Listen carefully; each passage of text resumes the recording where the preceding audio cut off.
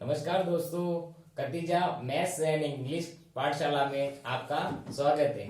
मैं हूं संजय कतीजा और आपके सामने लेके आया हूं त्रिकोणमिति का परिचय भाग पार्ट 3, जो कि त्रिकोणमिति का परिचय है। और पार्ट 3 8.2 से रिलेटिव है। 8.2 से रिलेटिव है। तो मैं आपको इसके सवाल कैसे हल करेंगे, ये सारणी को सोल्व कैसे करेंगे, इसको याद कैसे करेंगे और इसके मान आते कहां से हैं, तो उसके बारे में सारा बताने वाला हूं। यानी इस सारणी को भरेंगे कैसे, साथ में याद कैसे करेंगे, किससे सरल तरीके से याद करें। और ही आपके मन में क्वेश्चन आएंगे, सर इस सारणी में मान तो अपन रख देते हैं लेकिन आते कहां से हैं, तो मैं उसके बारे में भी आपको बताने वाला हूं। तो मैं इसके पहले आपको इस सारणी के मान निकाल के बताता हूं एक बार, उसके बाद में अपन ये सारणी को भरते कैसे वो करेंगे। तो चलो आइए अपन सारणी को भर देंगे। तो ठीक है, अपन इसको सारणी के मान निकालते हैं। तो जैसे कि आपको दिख रहा होगा, यहाँ पे सारणी के मान निकालने के लिए मुझे दो त्रिभुजों की आवश्यकता होती है। एक तो होता है समद्विबाहु त्रिभुज और एक होता है समबाहु त्रिभुज। तो मैं एक द्विबाहु त्रिभुज से 45 डिग्री का कोण निकाल सकते हैं और समबाहु त्रिभुज से 30 डिग्री और 60 डिग्री का निकालेंगे। ठीक है, यानी अपन को समद्विबाहु त्रिभुज से 45 डिग्री का कोण निकालेंगे। जैसे कि मैंने एक समद्विबाहु त्रिभुज लिया है, जिसको त्रिभुज ए बी सी है। इसकी भुजा मैंने मानी है ए बी ए है, माना है मैंने माना है कि ए बी ए है, बी सी ए है। समद्विबाहु यानी ये भुजा और ये भुजा दोनों समान है। आपको पता होगा इसके सामने वाली भुजा क्या होती है, लंब होती। इस कोण के सामने वाली भुजा क्या होती है, लंब। 90 डिग्री सामने वाली क्या होती है, कर्ण। ए बी क्या है, आधार। ये जो कि मैंने कल आपको पूरा डिटेल में बता दिया है। तो ठीक है, अपने पास में ये है आधार, ये लंब है, तो कर्ण नहीं है। आधार है, लंब है, कर्ण नहीं है। तो मैं आपको इसमें कर्ण निकालेंगे। कर्ण कैसे निकालेंगे, पाइथागोरस प्रमेय से। कर्ण कैसे निकालेंगे, पाइथागोरस प्रमेय से। तो पाइथागोरस प्रमेय लगाते अपन। तो पाइथागोरस प्रमेय से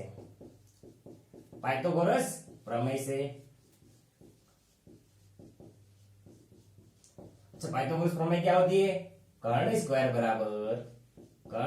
बराबर लंब स्क्वायर प्लस आधार स्क्वायर।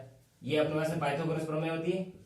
ठीक है, यहां तक अपने कंप्लीट हो गया। तो कर्ण का मान अपन को निकालना है, तो कर्ण को कर्ण रहने दो, कर्ण को कर्ण स्क्वायर रहने दो।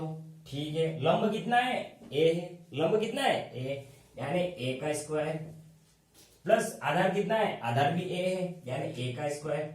और ए स्क्वायर कितने हो गए, 2a स्क्वायर। यानी कर्ण स्क्वायर बराबर 2a स्क्वायर। यानी ये कितना है, एक स्क्वायर है, ए के स्क्वायर मिलकर कितना हो गया, 2a स्क्वायर। ऐसा समझे।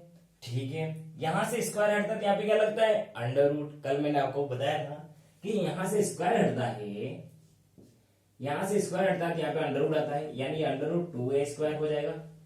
ठीक है, यहाँ पे ए स्क्वायर 2 बार है, तो एक ए स्क्वायर बाहर आ जाएगा। यहाँ पे ए स्क्वायर कितना है, 2 बार है। यानी मैंने आपको कल बताया था कि अगर कोई भी अंडर रूट के अंदर जोड़ा बन जाता है तो एक चीज बाहर आ जाती है। जैसे यहाँ पे क्या है, 2 इंटू ए को क्या लिख सकता हूं मैं, ए स्क्वायर को लिख सकता हूँ ए इंटू ए, यानी ए का जोड़ा बन गया, तो एक ए बाहर आ जाएगा इसके। यानी कर्ण का मान क्या आ गया आपके पास में, कर्ण का मान आ गया ए अंडर रूट 2। कर्ण का मान कितना आया, ए अंडर रूट 2। यहां तक क्लियर होगा आपको, कर्ण का मान ए अंडर रूट 2 आ गया। ठीक है, अपन क्या निकालेंगे, कर्ण का मान आ गया अपने पास में ए अंडर रूट 2। कर्ण का मान कितना आया, ए अंडर रूट 2, पाइथागोरस प्रमेय से। ठीक है, आगे बढ़ते हैं। मैं आपको इसके जैसे कर्ण का मान आ गया है, आधार भी आ गया है, लंब भी है, तो इससे अपन मान निकालेंगे आगे। अब मैं आपको निकालने वाला हूं साइन थीटा, साइन 45, कोस 45, टेन 45, कॉट 45, सेक 45, कोसेक 45, इसके माध्यम से।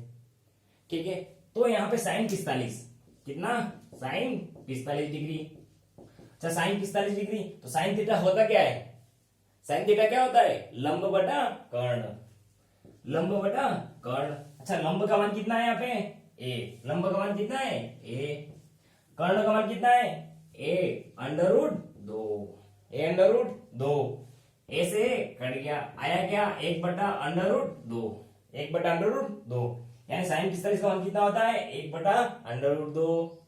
अच्छा कोस 45, कोस 45 क्या होता है आधार बटा कर्ण, और आधार का मान कितना है यहाँ पे ए, कर्ण का मान कितना है ए अंडर रूट दो, आधार का मान ए है, कर्ण का मान कितना है ए अंडर रूट दो, ए से कट गया, आया क्या एक बटा अंडर रूट दो, साइन 45 डिग्री का मान एक बटा अंडर रूट दो, कॉस 45 का एक बटा अंडर रूट दो। अच्छा टेन 45, टेन 45 डिग्री, टेन क्या होता है लंब बटा आधार, लंब बटा आधार। ये कहां से आ रहे हैं लाल बटा कक्का वाले फॉर्मूले से, कल अपन ने पढ़ा था कि लाल बटा कक्का। तो यहाँ पे लंब का मान कितना है ए, अच्छा ए आधार का मान कितना है ए से कट गया, आया क्या एक, क्लियर है यहाँ तक। अच्छा कोट का भी इसी प्रकार निकालेंगे, इसी प्रकार लाल बटा कक्का वाले फॉर्मूले से इसी प्रकार सारे मान निकालेंगे। जैसे कि मैं आपको निकालूं कोट 45 क्या होता है आधार बटा लंब, और आधार का मान ए, लंब का मान ए से कट गया, आया क्या एक, क्लियर है यहाँ तक। इसी प्रकार से कोसेक का भी ये निकालेंगे, ठीक है। तो आइए अपन अब इसके माध्यम से भी अपन 30 डिग्री और 60 डिग्री का कोण निकाल सकते हैं, इसके माध्यम से 30 डिग्री और 60 डिग्री का निकाल सकते हैं। जैसे कि यहाँ पे आपको मैं बता दूं, यहाँ पे एक कक्षा 9th के अंदर है कि किसी भी रेखा के ऊपर डाला गया लंब उस रेखा को दो बराबर भागों में विभाजित करता है। जैसे कि मैंने माना है कि ये रेखा 2a है, क्यू आर रेखा कितनी है 2a, पी क्यू रेखा कितनी है 2a, पी आर कितनी है 2a। तो 9th क्लास में है कि किसी रेखा पर डाला गया लंब, किसी भी रेखा पर डाला गया लंब उस रेखा को दो बराबर भागों में विभाजित करता है, ये कक्षा 9th के अंदर है। तो जैसे कि ये मैंने माना है कि रेखा क्यू आर कितनी है 2a है, तो अगर यहाँ पे डाला गया लंब 2a है, ये रेखा 2a है, तो ये लंब डालेंगे तो ये रेखा कितनी कितनी हो जाएगी, ये यहाँ से ए हो जाएगी, और यहाँ से इतना भाग कितना हो जाएगा ए, यहाँ से ये भाग भी कितना हो जाएगा ए, यानी ये भी ए ये भी ए, ये 90 डिग्री ये त्रिभुज बन गया, समकोण त्रिभुज बना है। मैंने बताया था त्रिकोण में अनुपात केवल और केवल समकोण त्रिभुज पर ही काम आते हैं, तो ये बन गया। इसी माध्यम से आप जैसे 60 डिग्री हो गया, अब ये कोण पहले कितने डिग्री का था 60 डिग्री का, ये भी 60 ये भी 60, कारण क्या संभव त्रिभुज के तीनों कोणों का मान कितना होता है, संभव त्रिभुज के तीनों कोणों का मान कितना होता है, प्रत्येक कोण का मान 60 डिग्री होता है, कितने डिग्री 60 डिग्री, और उसकी समान भुजाएं, समबाहु, समबाहु का मतलब समान भुजाएं वाला, तो तीनों भुजाएं क्या है समान है, और प्रत्येक कोण का मान भी कितना होता है 60 डिग्री। अच्छा तो ये यहां से डाला लंब, तो ये दो बराबर कोण भी दो बराबर भागों में विभाजित हो जाएगा, इसका मतलब ये कोण कितना हो गया 30 का, ये भी कितना हो गया 30 का, ये भी 30 का हो गया, यानी ये वाला कोण हो गया। अब इसका मैं एक भाग लेता हूं, ये कोई बिंदु डी आया ही समझ लो, तो जैसे मैं एक त्रिभुज लेता हूं इसका, तो ये त्रिभुज इस तरीके से प्राप्त होगा आपको, ये आ गया 60 डिग्री, ये आ गया 30 डिग्री, ये 90 डिग्री, यहाँ पे ये अब ये भुजा का मान क्या हो गया, ये ए हो गया, ये भुजा का ए मान हो गया, ये कितनी है 2a है। तो अपने पास में क्या चीज नहीं है, इसका मतलब लंब कर्ण है आधार है, लेकिन क्या चीज नहीं है लंब नहीं है। तो लंब किससे निकालेंगे, पाइथागोरस प्रमेय से निकालेंगे, ये अपन ने कल पढ़ा है, अभी भी मैंने थोड़ी देर पहले पढ़ा है पाइथागोरस प्रमेय, तो उसके माध्यम से निकालेंगे और इसी के आधार पर ये सारे मान निकालेंगे। कंप्लीट है। तो देखो यहाँ पे मैं यहाँ पे आपको त्रिकोणमितीय अनुपात की जो सारणी है वो पढ़ना सिखाता हूँ, तो ठीक है। अभी मैं त्रिकोण सारणी, इसमें आपको केवल और केवल साइन थीटा के मान याद होने चाहिए, केवल और केवल साइन थीटा का मान याद होगा तो आपको पूरी सारणी कैसे बढ़ते हैं याद हो जाएगी बिल्कुल, और याद कैसे करने का वो भी तरीका मैं बता देता हूं आपको। तो साइन 0 डिग्री का मान, साइन 0 डिग्री का मान कितना होता है 0, साइन 30 का मान कितना होता है 1/2, 45 का मान कितना होता है 1/√2, 60 का मान कितना होता है √3/2, 90 का कितना होता है 1, 90 कितना होता है 1। कंप्लीट है यहां तक, यानी साइन 0 का मान 0 होता है, साइन 30 का मान 1/2, साइन 45 का 1/√2, साइन 60 का √3/2, साइन 90 का 1। यहां तक आपको याद करना ही पड़ेगा, यानी साइन थीटा का मान आपको याद करना ही पड़ेगा।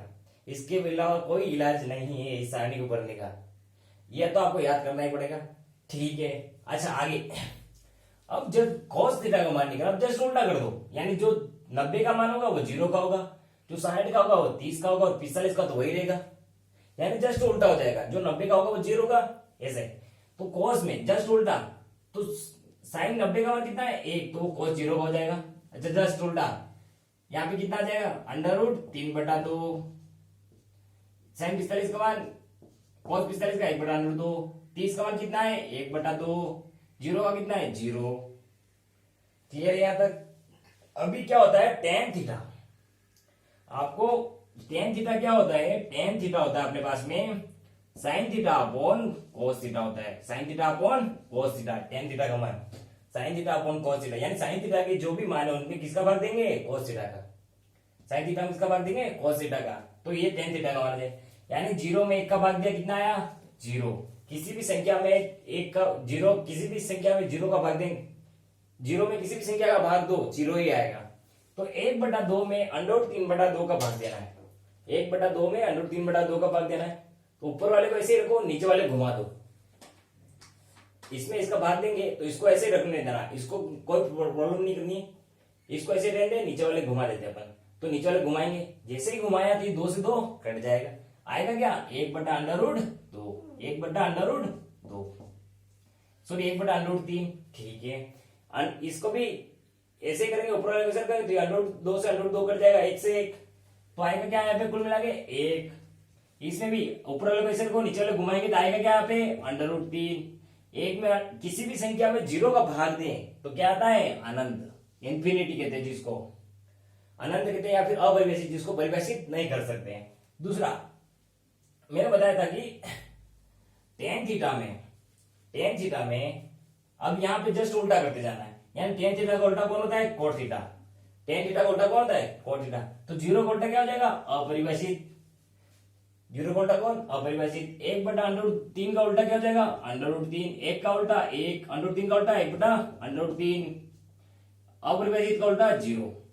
क्लियर है यहां तक। ठीक है, अब आगे कोस का उल्टा कौन होता है सेक होता है। कोस का उल्टा कौन होता है सेक। ये मिटा देता हूं, यहां तक आपको समझ में आ गया होगा मेरे ख्याल से। तो यहां पे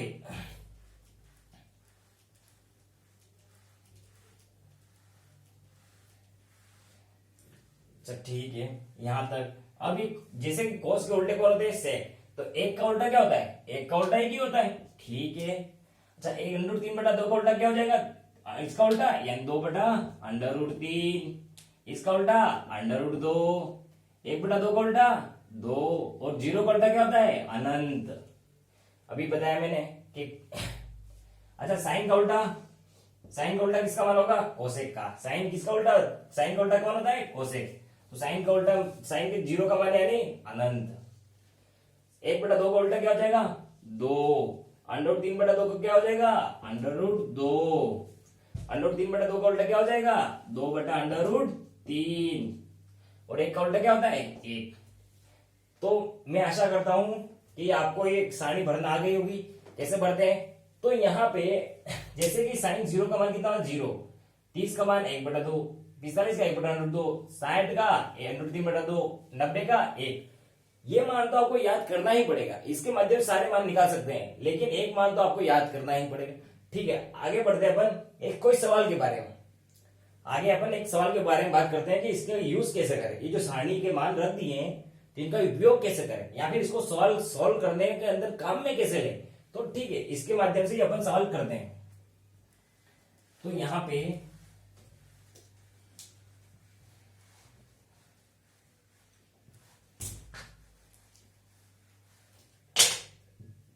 मैं सवाल करके बताता हूं। जैसे कि मैं कोई सवाल ले लेता हूं, एक अपनी मर्जी से कोई सवाल ले लेता हूं, जिसे अपने चलो ले लेता हूं मैं साइन 30 डिग्री इंटू यहाँ पे साइन 30 कोस 60 ले लेता हूं, साइन 30 कोस 60।